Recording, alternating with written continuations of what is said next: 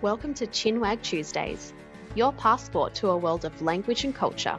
Hi everyone, welcome back to another episode of Chinwag Tuesdays. I'm Amanda and today we have Katrina. She's a counsellor who lives in Sydney.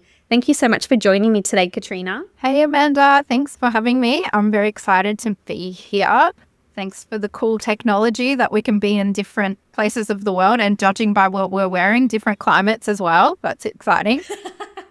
I know, I love it. I just love technology so much for this. It's really cool. It's amazing, isn't it? Yeah, it's really changed our lives for the best. Absolutely. So let's start off with an introduction of yourself, a bit about where you're from. I already said you're in Sydney, but a bit more about that and a bit more about what you do. So I tried to keep my introduction a little bit brief. So the floor is yours to explain. Yeah, thank you. I like that you kept it a little bit mysterious, which was kind of cool.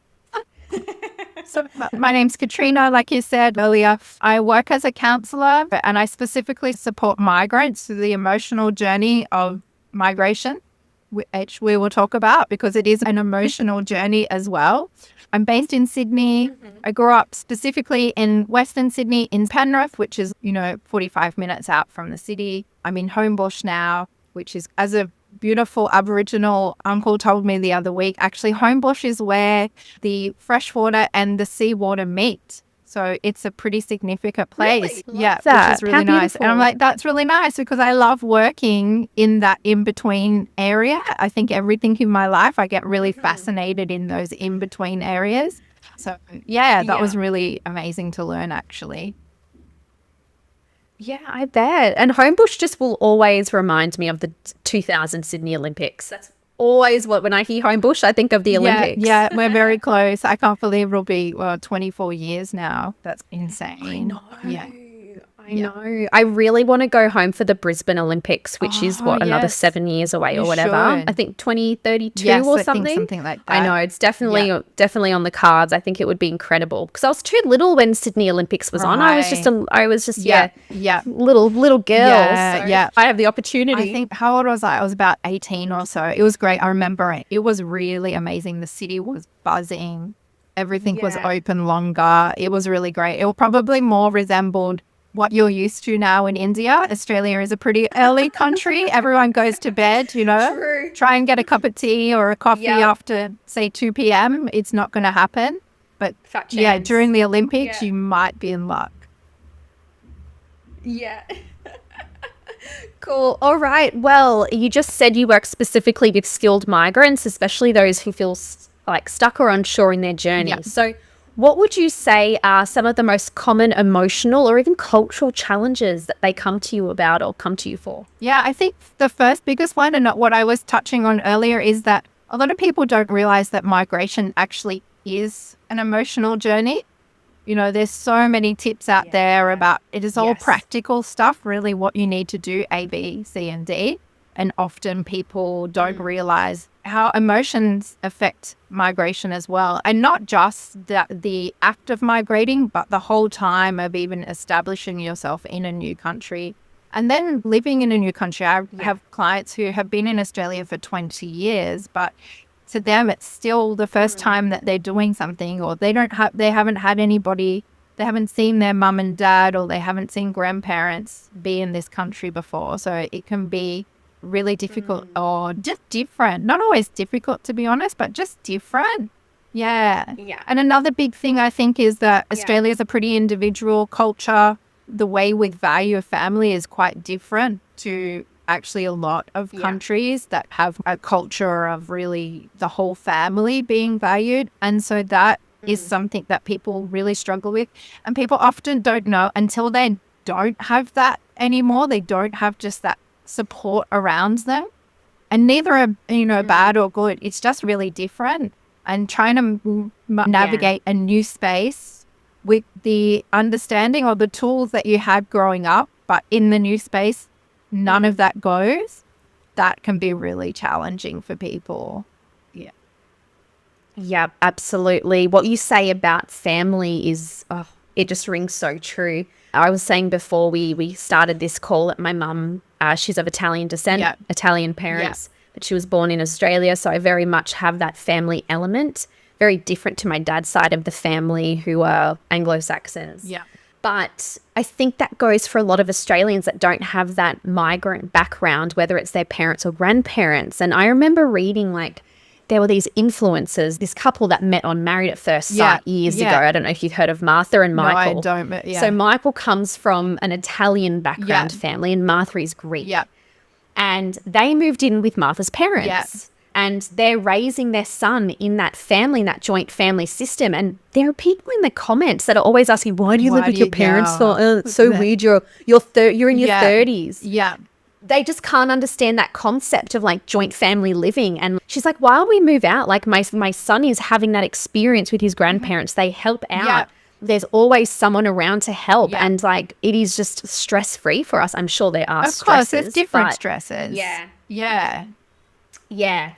Yeah. So, yeah, it's just something that Australians who probably do have a very, let's say, Anglo background or don't have exposure to, you know, a cultural background, then they just don't get it. It's very hard. So it's very hard for them to understand those struggles. Yeah, and just to understand that like you just said, like it's not somebody being immature or still living with their parents. That's not what it is at all. It really serves a different purpose. And so actually then it can make it difficult for people to speak about, because if somebody was saying, maybe somebody who had migrated to Australia and they were expressing to a colleague who, you know, was grown up white Australian, didn't have that same background, they just don't understand why you're saying that you miss living with your family. So that exactly. It's those, they might say, welcome to the real world. Exactly. Well, about time, or, you know, or what you didn't, even with Australians, right? White Australians, it's like you get your first job when you're 14 and 9 months, you know. Many countries that's unheard of, right? Me too. I was like, the minute I could, I went and got a job. But in many countries that's unheard of. The kids don't work. Yeah.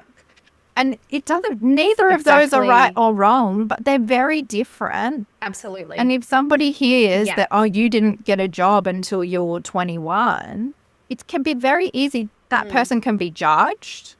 And for no reason, you know, that's not something they've done. It's just like a very big cultural misunderstanding.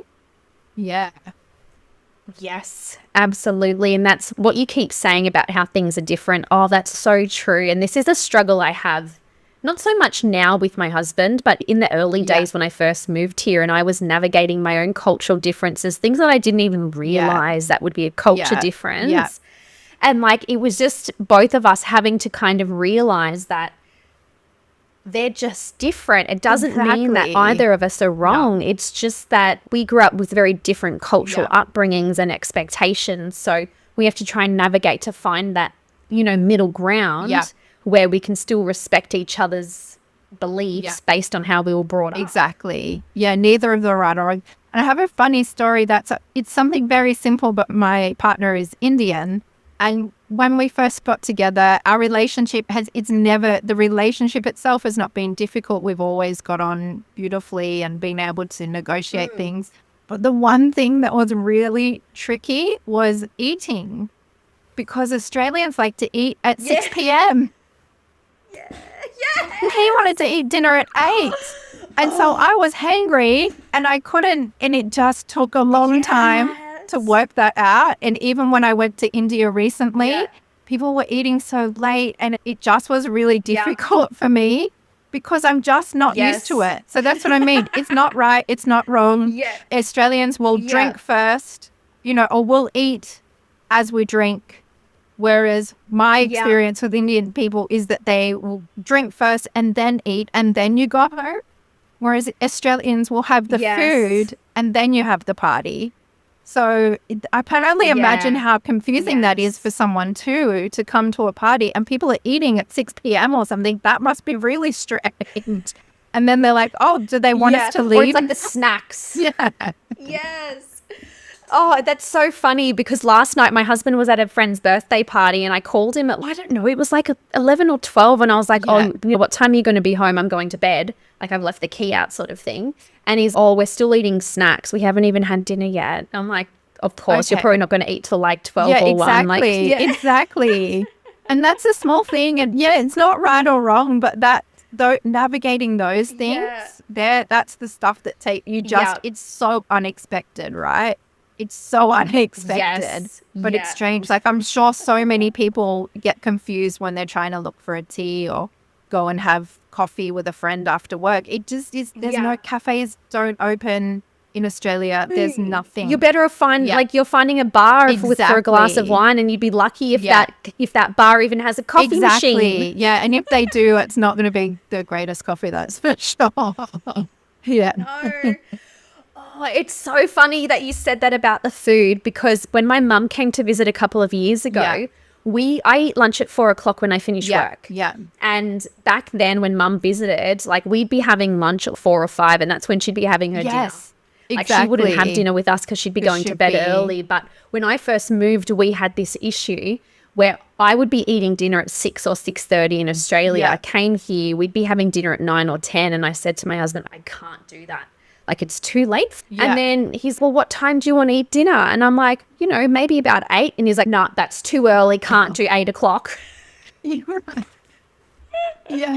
now I'm vegetarian and he's not. So dinner, like, we just cook our own separate dinners anyway. So exactly. That's what you have to do, right? You have to figure out ways that work. We do that as well. We're like, okay, we'll have one dinner that I'll have it a bit later, you have it a bit earlier. We'll make sure we all have a dinner together.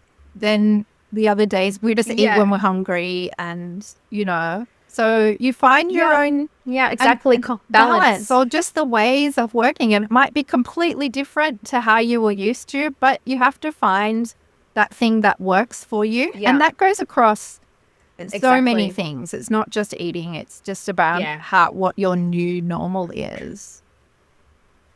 Exactly. Yes, the new normal. 100%. Yeah.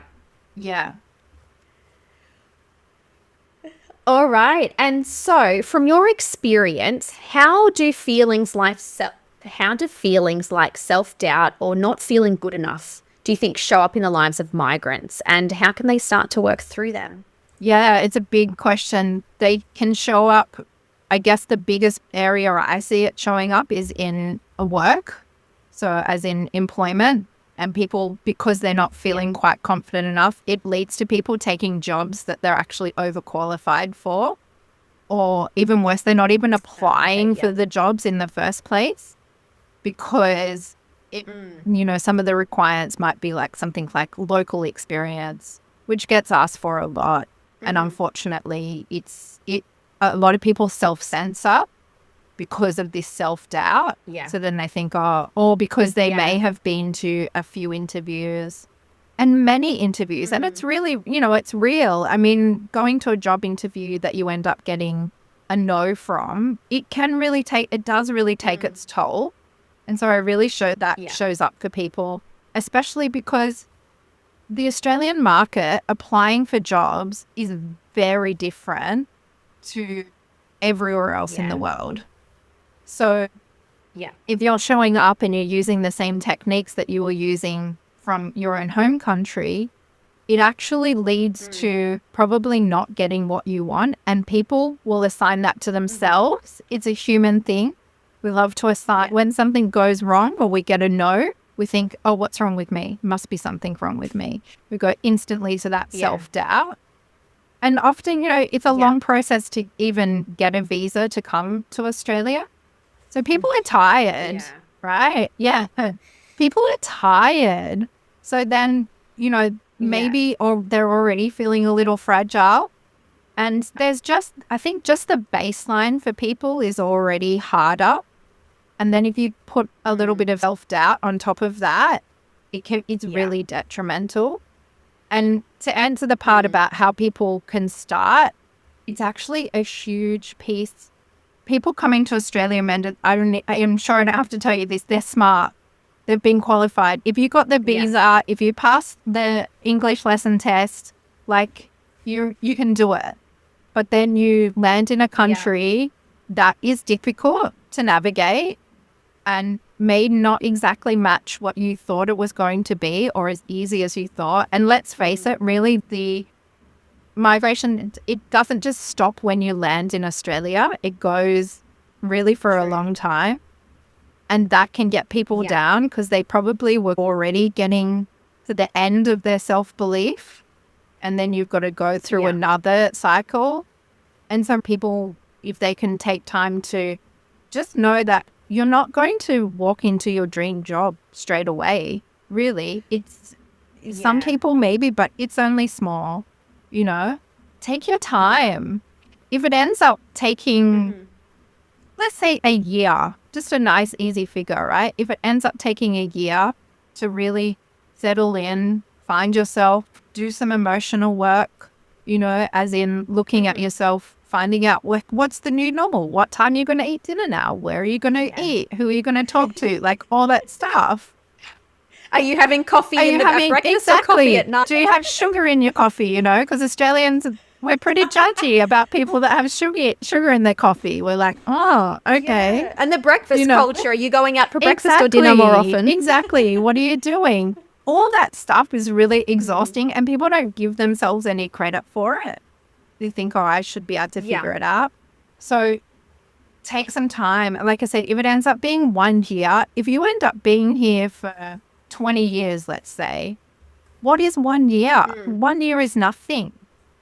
It's really nothing. Yeah. You know? So taking that time to really build yourself up, because that self-doubt, it's a really awful beast, and it will put you in, it will really put people in situations that are really, it's just not helpful in any way. It's not helpful. Yeah, absolutely. This is something I've heard a few times in a couple of interviews I've done, where we talk about sometimes you do have to take a step back. Actually, the interview that just came out this week with Aditya, he's based in Melbourne, and he said that he actually took a pay cut going from America to Australia.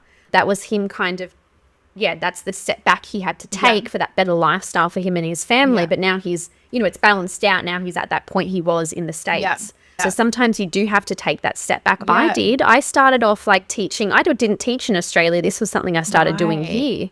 And I was like on $10 an hour when I first started teaching. And that's like 15 Australian dollars coming from, I worked for government in Australia, which was like triple. Yeah, exactly. Government. Oh my goodness. It's the dream. So sometimes you do have to kind of, and it takes time. It does absolutely take time. It's really, like you said, I think that the percentage of people who do get the exact thing that they want when they move is very small, but it's not the majority. Yeah, it's so small. It's often the easy stories to tell, right? Because everyone loves everyone loves a good redemption story, and, you know, move somewhere and look at me and I'm so successful now. And I mean, just even defining what success is, because so many people come and it's like they haven't even realized, like, this, you really wanted this one at one stage.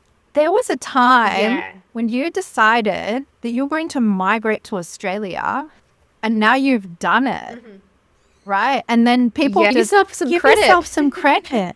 Like, it's amazing. And it might feel like you have to take a step back, but it's only a step back so that you can go forward, right? Exactly. It's an arrow, isn't it? It's an arrow. It totally is.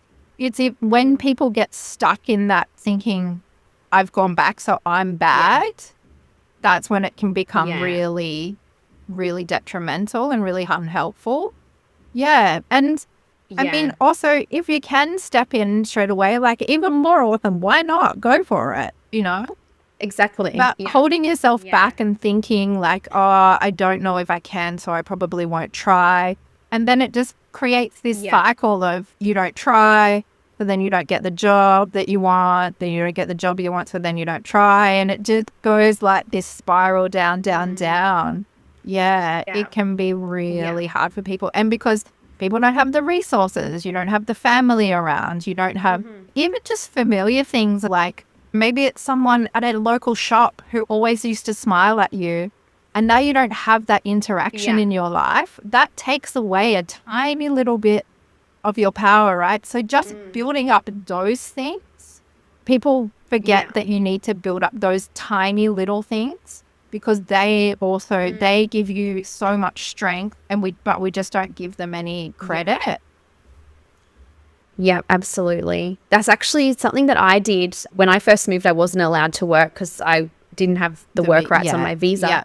And I spent the first couple of years actually like soul searching, do a lot of self-development, reading self-development, journaling. Yeah. And something that really helped me was giving myself little monthly goals. Yeah, great. And then reviewing my month at the end and then ticking those off and seeing what I actually achieved. I'm very much a visual person. I need to see things written down. Yeah. Because otherwise, I just felt like what am I doing here? Yeah. I'm doing nothing, blah, blah, blah. Yeah. You know, you start to Totally. spiral, right? And when you don't have that evidence, all you think of is the bad stuff. Exactly. Yeah, I love that you said that. Exactly. Write it down. Write it down. Even the smallest things. Exactly. And Yes. once Even the small put that things. into put it into a chart or something, and you can see the growth. You know, you can't argue with that. Exactly. Yeah.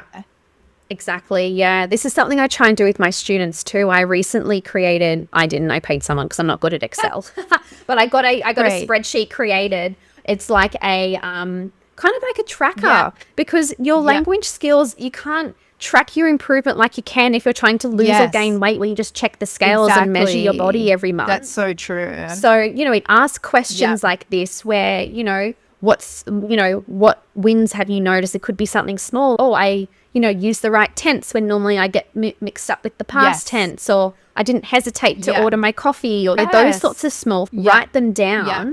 So I created this kind of journal, like a daily journal of like, what practice have I done? But then some more like different tabs of expanded answers for that reason. Yeah. So that you can look back on those days where things feel a little bit hard and you can go, like last week, this was really great. Maybe this week I'm just feeling really tired. And so my language is not languaging. Yes, exactly. It's dynamic, right? Some days it is better and some days it's not as great. And that's fine. Also, this is people's either second, third, fourth, fifth language. Like, of course it's not going to be perfect. Of course. What are you expecting? It's not going to be perfect. Yeah. I always remember. And, reflect and think back. Yeah. So I'm just going to say a story on that. I remember I lived in Germany for a while and my German was okay. But of course, once you move somewhere, it's a very different experience. You might feel comfortable and then you move somewhere and you're like, sorry, what? And I still remember it vividly to this day. I was in a store and the woman asked me, I bought something and she said, do you want a bag in German? And I had no idea what she said. I was just like thinking, oh shit, I didn't study this part. I don't know. But then the next time somebody asked me if I wanted a bag, I was like the happiest ever because I was like, yeah, dankeschön. Like I was like, thank you so much because I knew what she was saying. And I swear, whenever I was feeling down, like that was my go-to moment to be like, remember that? You didn't even know somebody asking you something if you wanted a bag. And now you know that. Yes, exactly. Those are the kind of moments I try to get my students to write down because I was having this conversation with a student where I just don't feel like I'm improving. I've been doing lessons she's been my student for nearly a year. Yeah. And I'm like, all right, let's think back to when you first arrived in Australia. Yeah. Let's go back. What was it like? She was working at Subway before she got her like corporate job. Yeah. And she had to ask people to repeat their order like 3 or 4 times and she still couldn't understand them. And even when she started in her corporate job, there was, she was having to ask people to repeat themselves and those things don't really happen anymore. And I'm like, that is progress. That's progress. That's progress. Yeah, absolutely. It's not just because you're making like the same grammar mistakes. Yeah. Like, those things will happen, but think of the bigger picture and reflect back. Yes, exactly. Yeah. And it's the same with emotions. People don't realize that actually you can track your feelings and how you are feeling today. And, I say to people, everything runs on data these days, right? After everything, you pull out the data and then you make a decision for your business, what you're going to do. But no one collects their emotional data. And you can do it. You can start to collect things about how am I feeling this day? And it doesn't have to be deep. You could just give yourself a score. You could do a color. You just do something really simple. And then at the end of the week, you start to see what it is. And then if you do it for a month or so, not even, you can start to see a pattern. And every Wednesday at 3 p.m., you feel really crappy. What's going on? Oh, you've got a meeting. Yeah. Okay, so then we can go into that part and explore that. Your whole life is not bad. Not, we like to paint things as in, oh my goodness, it's so bad. Everything's terrible. I need to move home. Very That's black and it. white. Yeah, I'll never get anywhere here. I'm always going to be terrible, But if you look at the proof, it's actually only these days, or it's these times that I'm not feeling great. I could actually work on those things. Yeah. What is it that's happening? And as a therapist, I love that idea. right, it's so good. You can even do it yourself just to find out. Yeah. And then as a therapist, or even, for language, anything that you're going to someone to get help with, you can just go and say, hey, look, I did a little research. I found out, actually, I think this is my issue. Could we work on this? And it's like, yeah, great. Yeah. Because in therapy, because the data's there. We don't have to hunt for it. In therapy, it's probably going to take a long time to pinpoint what's actually going on. But if we can get a little bit closer to it, like it makes everything easier. And it just reminds you that it's just one part. It's not the whole thing. It's not all of you. Yeah. It's one thing. That's it. Yeah. Yes. Yeah. Yeah. Yeah. I really love that idea. That's really great advice. Thank you for sharing You're that. welcome. All right. So many of my listeners, majority actually, are adjusting to work culture or new work culture. Yeah. So what mindset shifts do you think are most important for thriving in Australian workplaces? Yeah, I think this is similar. Something I was talking about earlier was your self-esteem. And the mindset for me is always not taking it personal. So when something happens, that thing is the thing. It's not you, right? The issue isn't you. Yeah. The issue is the issue. So if it's that you can't understand people, that is the issue. The issue is not you. It's just that you need some help understanding something. That's it. And so when we shift our mind to looking at solutions rather than problems, like how am I going to figure this out rather than getting obsessed about the problem? Because when you're focused on the problem, the answer can be right there, but you don't see it because you're just like, the problem's here. And you're like, and the answer could be there, but you're not looking at it. So when you can go towards figuring out, like, oh my goodness, you've got yourself this far. You made it to a new country. You have established life here. Yeah. Like you can, whatever is going on, you can figure this out. You really can. Yeah. Yeah. Yeah. Yeah. Yes. Yes. Oh, just such an important point that, the problem is the problem. Yeah. Rather than thinking that you're the problem. Exactly. Yeah, that's just such an important point to mention. In so many cases like work culture, language learning, like you said, if you don't understand something, it doesn't mean that your English is terrible. No. It just means maybe they're using a word that you haven't used before, or maybe they're speaking too fast, or maybe they're not loud enough. Exactly. Which, maybe it's on them as well. People like to think that it's always them, but maybe it's not. People, maybe it's like they just need to use a different word, or they need to make something louder, or you need to make some adjustments. There's nothing rude about saying, hey, I don't understand. And if someone's not willing to accommodate you, like that's on them. That's not on you. That is on them. Yeah. Yeah. Yes. And I think this also is a bit of a cultural thing too, in the sense that if you come from a country where it's very hierarchical and you're really not allowed to question the hierarchy or question your superiors, it's very hard to then transition to a work environment like Australia where it is encouraged. If you don't understand, speak up, or go and speak to your manager privately and say, hey, I don't really understand what you said. Can you explain it to me in a different way? And that's completely normal and acceptable. Yeah. But in a country like India, for example, no. So that is an adjustment that people need to have a think about and make, that it's okay. Exactly. You're absolutely right. And in Australia, it's almost, if you don't speak up, then people are like, oh, what's up with Amanda? She's always so quiet in meetings. There's this assumed thing that you don't know anything. Yeah. And it's a cultural thing. But yeah, it really, and it is, you're right, it's extremely difficult if you've been taught one way your whole life and now you go into something that's different. That is extremely difficult. And so what I would say to that is go easy. This is hard. You know, don't expect that you're going to do a presentation in your first 2 weeks. That's too much. You know, just add into, can you add one idea? Can you just speak up? Can you maybe you just say, yes, I thought what Amanda said was a really excellent idea. Right? Exactly. And then you be proud of yourself that you did that. Yeah. Because then in the next meeting, maybe you can speak up yourself, you know, or maybe afterwards you go those little baby steps. Those baby steps, they're so important. Yeah. They're so important. You know, stairs exist for a reason because you can't just go from ground floor to level 3. Like, you just can't do that. Exactly. Yeah, go easy. Yes.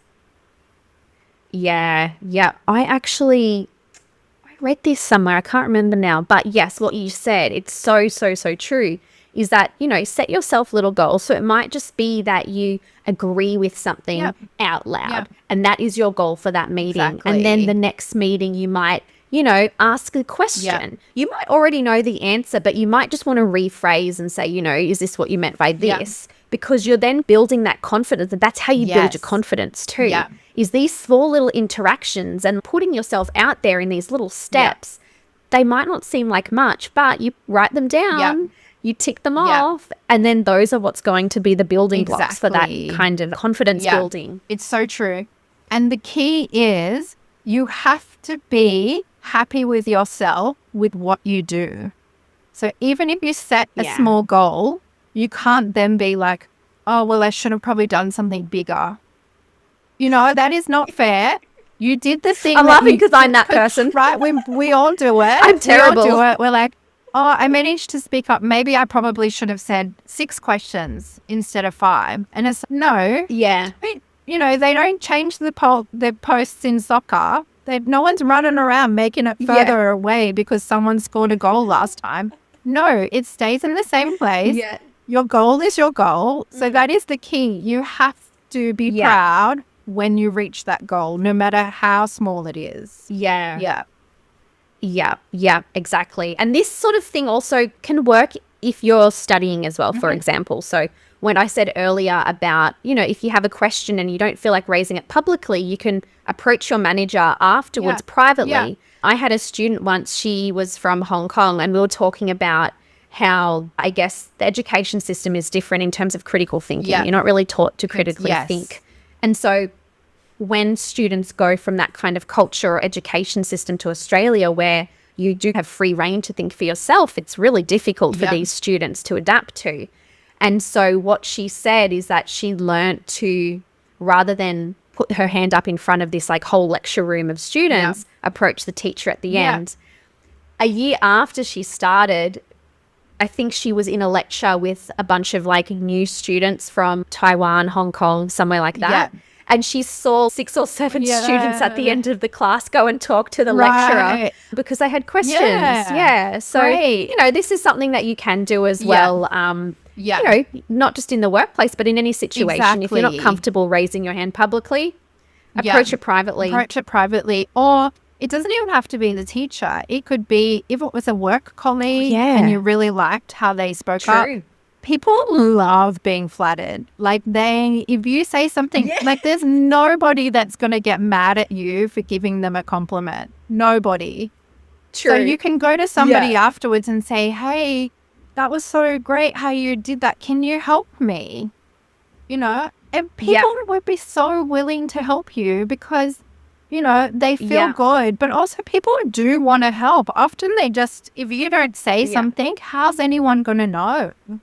They're really not going to know. Yeah, true. So there's so many different ways to be brave. And, you know, I think there's a pretty big cultural story, not just in Australia, but across, you know, cultures. It is like brave is like jumping out of an airplane, you know? It doesn't have to be that extreme. Putting your hand up, going to speak to your lecturer, all of that is brave. Yeah. Yeah, exactly. Yes, it doesn't have to be those extreme measures, 100%. Yeah, it really doesn't. Yeah. Now, you've talked a little bit on, I looked at your website and on LinkedIn, and you talk a bit about, I guess, life looking fine from the outside, but feeling off on the inside. So why do you think this kind of disconnect is common for migrants, and how can they start reconnecting with what matters to them? Yeah. It's a big one. And like I just said about things being extreme is the only way to be brave. There's not really a lot of stories about how migration. There's that hero story that we mentioned earlier. There's the, you move, you become successful, whatever, in this job title and the beautiful pictures and you've been to this many places. And so everyone shows their best part. And so then other migrants feel that, or that pressure, even when you are feeling terrible, you post that one picture of that looks like you were living a really nice life, because that's what we see from other people, and we feel that pressure to do that. And that is where you get that mismatch, so you are projecting. Also, it stops people from asking how you are or helping you, because you're putting up these really nice photos and everyone sees it and they're like, man, it must be great. She's having an awesome time over there. So it makes it really difficult. And I understand when migrants want to do this, because you've come to a different country. Of course you want to project that everything is great and awesome and that you're, you're in the running to become Prime Minister one day. You want to, because that's culturally we value that kind of, it's very linear, this thing of, well, you just move, you get the job, you get the title, you do the next thing, you become really successful, the end. No one's story no one's story works like that. It doesn't. It just gets edited out. True. Yeah. And because we don't see the edited bits, or maybe people might talk about their struggles, but it's always afterwards. It's always after when they're feeling better. So it's from that position of I feel better, and they've already been able to take the good bits from it. So I think that, there's not enough people talking honestly about actually how somebody might be feeling. And, I think that happens because people, I find with clients, often people don't tell the truth, because when they try to, either somebody back home gets quite upset because they don't want to feel like their child is upset. So then they stop telling that person, right? So that can happen. And that also, but then that leads to, they still feel bad. They just don't talk about it now, right? And so that, exactly, that can just lead to it feeling even worse. And the small things become really big when that's the case. That definitely does happen. That's why I do the work I do, because people really need to just come and talk without being judged, without feeling like this is the whole story. That's just their story right now. Things could be fine after they in other areas of their life, right? So even now, the one thing you tell me, it's not your whole life. It's just an experience that you're having. And it's pretty hard for people to hold that as just one thing without thinking, oh my goodness, doom and gloom, it must be really bad because you felt a bit sad, right? Just as humans, people don't like feeling sad, but it's just an emotion, It's actually on the same spectrum as feeling happy. So you've got sad, be happy, and you've got sad. They're actually the same, and we feel anywhere in between. But once we get to that real sad point, people are like, oh no, don't bring that to me. And it's the worst ever. I don't know what to do with this feeling. It's too big for me. But it's just a feeling. It's going to pass. It will be okay. And so I think with this, people want to project one thing. And if it's too hard to speak to other people, definitely speaking to a professional, someone who can just hold that space for you is really important. And it really helps you to see the full story, not just the highlights reel. Yeah, exactly. Especially like you said, where people might not want to open up to their loved ones. It happens to me. Like unfortunately, I'm a little bit selective with what I do open up about. Yeah. Sorry, Mum, if she's watching. Just because, you know, you don't want them to worry, them to right? I think it's worry. just human nature. You Yeah. don't want them to worry, Yeah. right? Yeah. So, Yeah. and I was just talking to a student about this the other day. She's from Argentina Yeah. and, you know, she, again, is very selective because, you know, then her mum worries, just come back then if it's so bad. And it's like, it's not that it's I don't bad. wanna It's just, you come know, a bit of back. like a shitty time. Exactly. Yeah. Yeah. And sometimes it's also, it's not, maybe not safe to tell people back home. Maybe their views are a little bit different. And so actually it's not that safe psychologically. So, you know, that's fine. That's when you find somebody else that you can express that to and move on. So, because then they might start placing or like self-doubt. yeah. The self-doubt can creep in. Yeah. And at the end of the day, they're just giving advice or feedback, whether you've asked for it or not, based on the information you've given them, but they don't see the full picture because maybe you haven't talked about all those really great those other things. periods. So Yes. it's very easy for them to say certain things. And then, you know, then you feel like, then they start to plant that seed of self-doubt in you. And then you start to question, have I made the right decision? Am I doing the right thing? Maybe I should leave. Yeah. And it starts to spiral. Yeah. So having It's that true, kind actually. of third person or that separate person. You just so easily, and they're like, oh, that's right. That person did look at me funny. Maybe I'm not being successful. You know, you start to read everything as what they've given you. And you know what? Well, it's well-meaning advice. Bless them. But like you said, sometimes they don't know the full story. And so that well-meaning advice can be really damaging.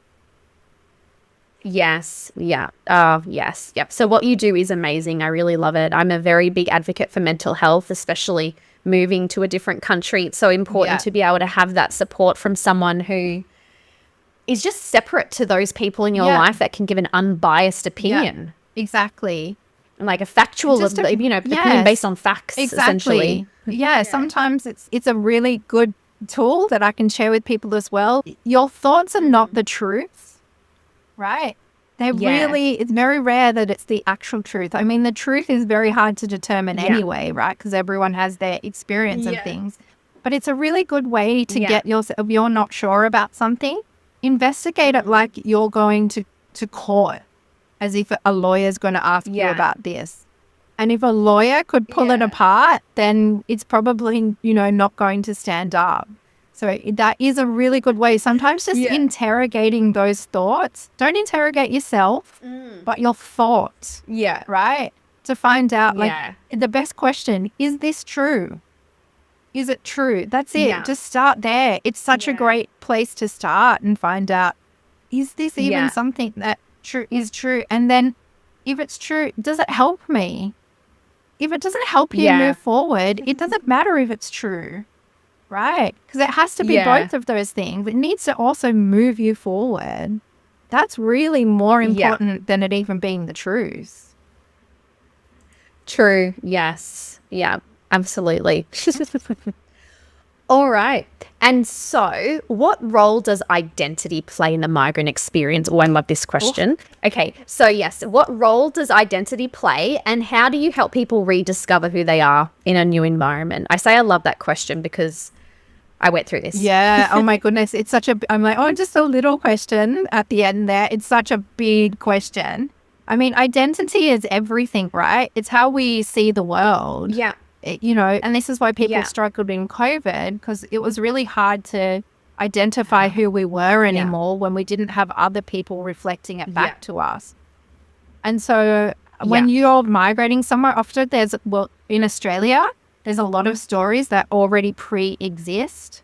And so people can put these stories onto you, and without even realizing, it can start to get you down because you're like, there's this idea of who I am, but it's not actually who I am. And so you need to take that time to figure out where am I now? And like, how are things reflected and what parts? People move because they want something new. What is the new thing? You know, and how does that work for you now?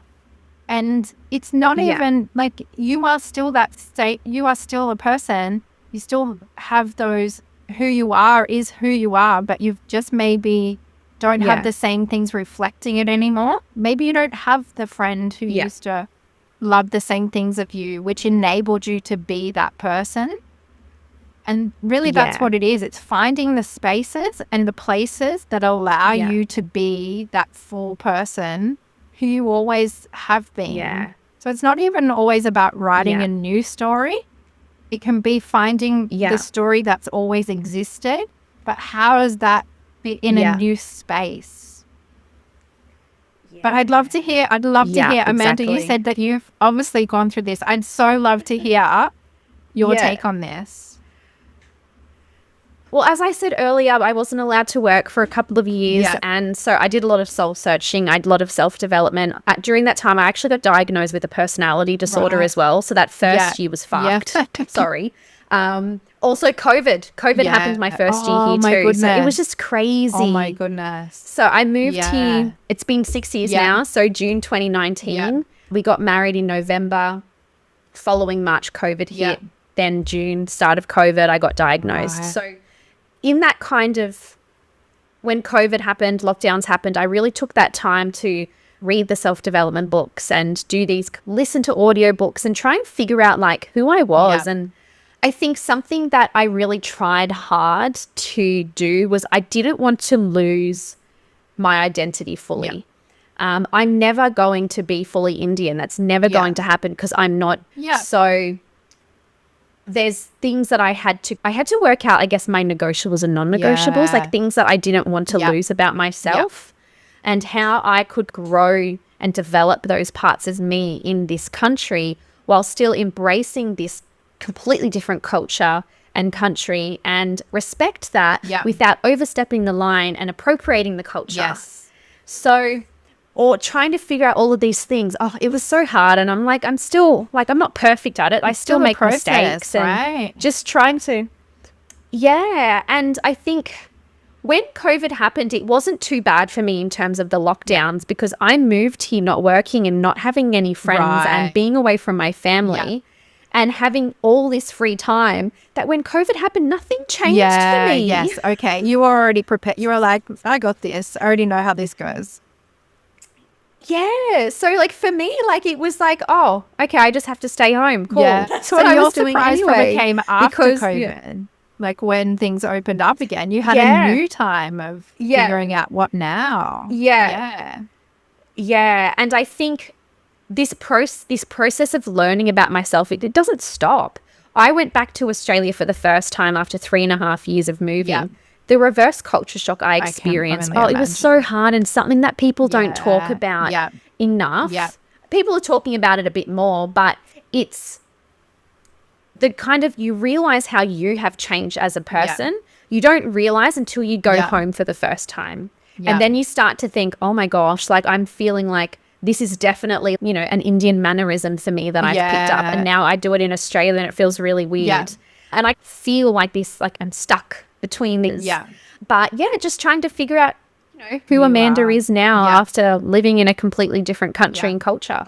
But, like I said, it's been 6 years and I'm still learning. So it's a process. And that's the thing about culture, right? You don't realize you have a culture until you're not in it anymore. Right, because a lot of Australians especially like a country like Australia. Yes, lots of Australians think we don't really have a culture. But it's not true. It's just that it's like a fish in water, right? It's the air we breathe.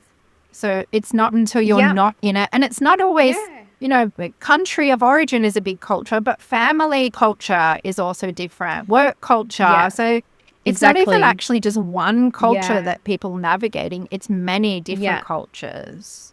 Yeah, exactly. And I think another big thing as well with trying to navigate those different cultures is, as I said, just trying not to lose yourself too much. And I think trying to find that balance where you can, happily exist in both. It's really hard. And I think some days are definitely harder than the other. And like you said, Australians don't really think that there's a culture. I think a lot of Easterners don't think Western countries have much of a culture, but culture doesn't necessarily mean food or religion. Culture is also the language that we speak, the slang, our mannerisms, the things that we do for fun, all of those things. It's really true. So it's definitely.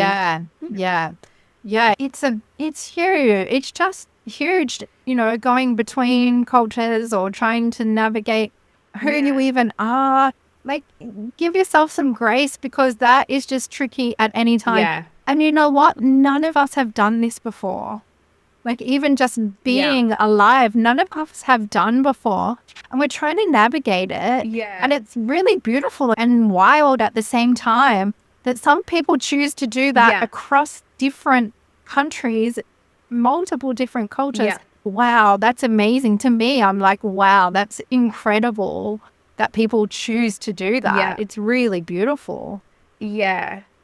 Yeah, it is. You just, like you said, you just have to give yourself some grace and just have patience. You can't expect everything to be the same. And another thing I think to keep in mind as well, and this has come up a lot in a lot of episodes with other migrants actually that I interview in Australia, is that you do have to unlearn some of your own behaviors and thought processes and systems from your country. You can't, as much as some people want to, you cannot remove yourself from one country and insert yourself into another and expect you to be living the same way in that new country, because it's not going to work. It's really not. Well, it's not. I mean, even if you just take somewhere like India in Australia, right? You can't expect that, because it's not the same. Like, middle class in Australia is not the same as middle class in India, right? It's not a fair swap. So we can't compare to what we had to what's now, because it's like, that's not fair to anyone to do that. Exactly. Yeah. Yeah. And it will happen. It absolutely will happen, because it's something that I definitely did for the first couple of months. It was only when I read a book by an Australian woman. Her name is, I think, Cheryl Cook, maybe. I forget her last name. But she lives in India, and she's not really on socials anymore, but she was really big on social media. One of the first, white women in India bloggers, basically. And she's married to an Indian guy, and her book I've resonated with so much, and something that stuck out for me in that book that changed my perspective was how she said she had to stop comparing India to Australia, because they're not the same thing and it wasn't fair. And you're never going to fully embrace your new country if you keep being stuck. Australia's so much better in these things. Australia's better in this. Australia's better in that. So after I read that, I really was like, shit, I need to stop doing that, because I'm not allowing myself to fully integrate if I'm stuck there. It's a good example of how I was saying it doesn't really even matter if it's the truth. If it's not moving you forward, it doesn't matter. Maybe India's better at something. Maybe Argentina's better than something. Maybe, China's better at something. But it doesn't matter. It doesn't matter, because that you're not doing that thing. Well, that thing is not yours at the moment. So it's only, if you keep comparing, it'll never end well. No, exactly not. And look, it's okay if you want to have a vent and a bitch about it. There's absolutely nothing wrong with that. But I think there comes a point where you have to say to yourself, what value am I getting from this? Exactly. And I really need to move forward. And it's something, and this is where it's great having friends who are also foreigners or other migrants, because you can vent to them. And that's something that works well for me here now, because in the beginning, I only had my husband, and I would be bitching like, oh my God, fucking India, this is so shit. Why is it so hard? Australia's so much better. And I didn't realize how much, like how negative it was and the impact it had on him, until my family came to visit for my wedding, and my family started saying a few things like, oh, that's a bit weird. Oh God, India, why is it like this? And I'm like, I got started to get to home now. And I was like, oh.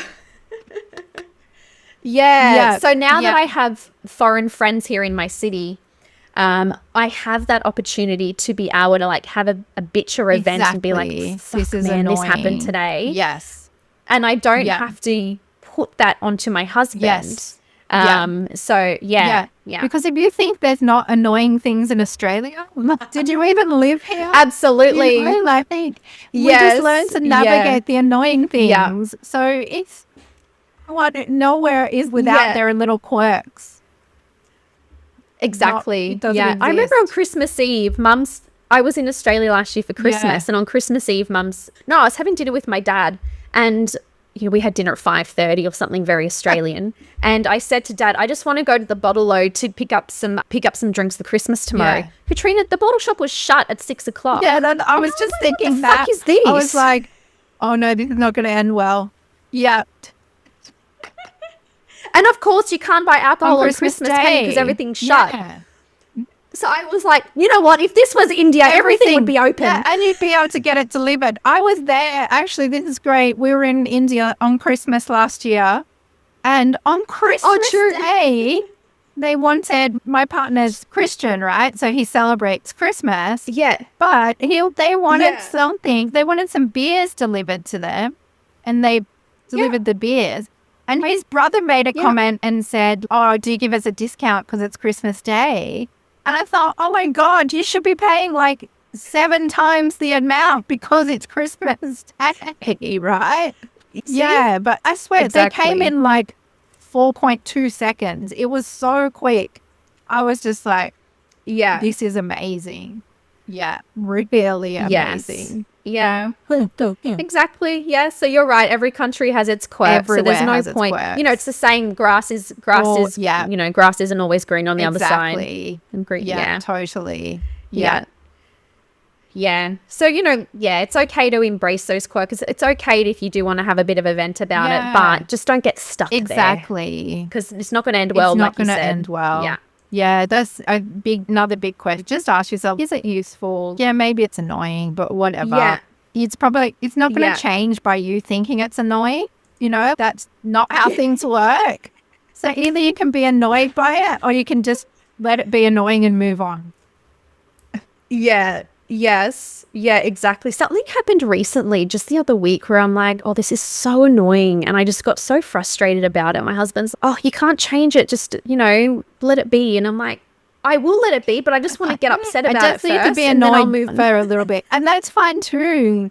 Like, just sometimes we need to stamp our feet and be a bit annoyed and, you know, be angry, and that's fine too. Exactly. Yeah. But don't get stuck there. That's fine. It's totally fine. Yeah. Like, you have the feelings, but living in the feelings, like, you don't want to move in. Don't pack your bag and invite those feelings over. But if you can have them over for dinner and then move on, that's fine. But don't let them, don't give them a room. Don't let them stay over because they'll stay forever. Exactly. Yes. All right, Katrina, to wrap up, how can people contact you if they want to know more? I know you're on Instagram and LinkedIn, anywhere else, all of this in the description. Thank you. Yeah, so LinkedIn, Instagram, Facebook, it's all Reframe Counselling is my business name, reframecounselling.com.au. Yeah, look LinkedIn, look up Katrina James. That's where I'm most active. Yeah. Perfect. Wonderful. Well, thank you so much for joining me this afternoon here, like tonight there for you. It's been so great. Yeah, thank you. Just love chatting to Aussies, actually. Yeah, it's so I'm good. sure that people will see that my speed increases when I'm talking to Australians on here. Yeah, I did think that earlier. I was like, oh, this will be a really good test for people to listen to, you know, to Australians speaking together. Yeah, I'm sure we got a little excited and fast in some areas, so some people might have to slow and I'm it down sorry, a bit. I did drop a few swear words before. Sorry about that, everyone. That's also very Australian too, isn't it? I love that. Yeah, I've been scolded a couple of times on YouTube for swearing, but whatever. That's all right. Yeah, it's just sometimes it happens. Sometimes it's the only, as I said to my partner, there's just no other word to describe this moment. I have to swear. It's the only thing that will do. Yes. Yeah, exactly right. Absolutely. There's a phrase in Hindi. Yeah, your partner speaks Hindi, he does right? Because I saw you post something once in Hindi and I laughed. He does it. Okay. What's his language? Speaks Marathi? Hindi? English, yeah. So he grew up with other people. Okay. And he actually grew up in Kuwait in the Middle East. So, that's another podcast. But so his family has always spoken English. Yeah. But he can understand Hindi, but we don't speak it at home. Yeah. Okay. Well, I was just going to say there's this one phrase, there's two actually that I use all the time here. The first one is hota hai, which just means it happens. Yeah. So whenever something happens, I'm like, oh, hota hai, it happens. Or zindagi hai, which just means that's life. It's life. Oh, zindagi that's hai. nice. I'll go and say this afterwards. That's nice. Zindagi hai. Yeah, ask him about it. I like that. Cool. Well, thank you again so much, Katrina. It's been wonderful. Yeah, thanks, Amanda. My absolute pleasure.